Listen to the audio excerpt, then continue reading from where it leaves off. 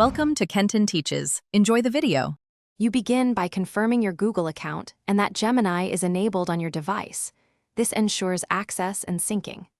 Once done, make sure camera, microphone, and storage permissions are granted so Gemini can receive and return images. Next, open the Gemini app or the web interface and choose the image input or camera mode.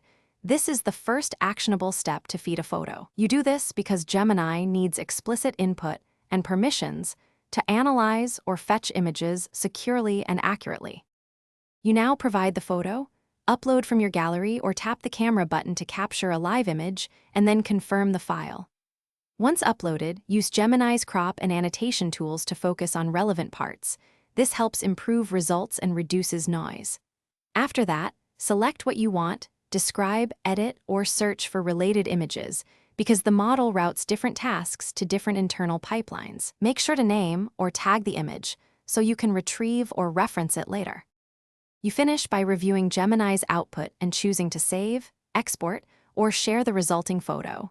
Export options typically include JPG or PNG, which you can download or add to Google Drive. Once saved, organize with folders or tags for easy retrieval. If Gemini fails to return a photo, retry with a clearer image and verify permissions and network connectivity. Low bandwidth often causes timeouts. Finally, consider restarting the app or signing out.